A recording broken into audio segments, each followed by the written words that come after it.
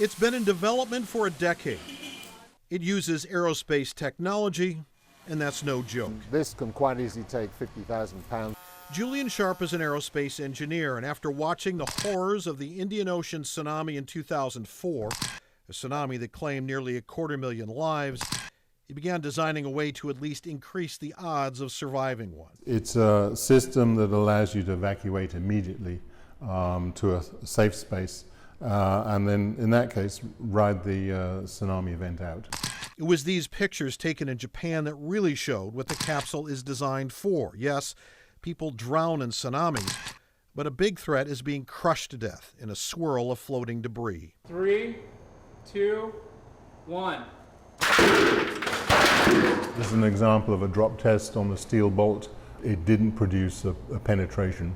The capsule was able to resist that. And there's been a lot of interest, especially in Japan. Nature is always testing us human beings. It even survived a drop over Palouse Falls. My 50-year career in doing tsunami research is that every time we discover something new, the hazard is worse than we thought. Survival Capsule is working with Eddie Bernard, one of the world's top tsunami scientists. With nearly 16,000 dead and still missing in the 2011 Japanese tsunami. For every injured person, there were 3 dead people. So how long does it take to get into a survival capsule? Well, I've got a stopwatch here.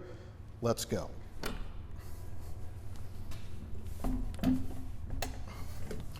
So get one leg in. Bring the other leg up. Swing the door into position.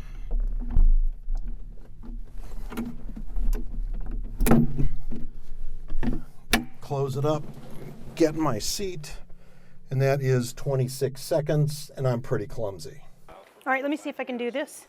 Jeannie Johnson purchased one of only 2 sold so far in the U.S. Let's go. Hup.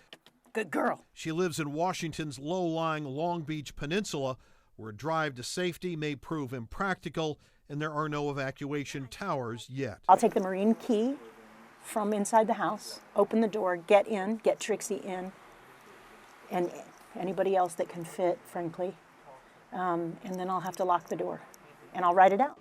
The company is now beginning to work with manufacturers to get them mass-produced, and a 2-person capsule is only just one option. This is the 10-person capsule, and it's roughly 8 feet in diameter. It has two entry points. From research in Japan, the people inside would sit facing each other. We have a 16-person capsule on the books as well. That is fundamentally for schools. Depending on the school, that could be a lot of capsules, especially for schools where that may be the only option. Right hand on the rail.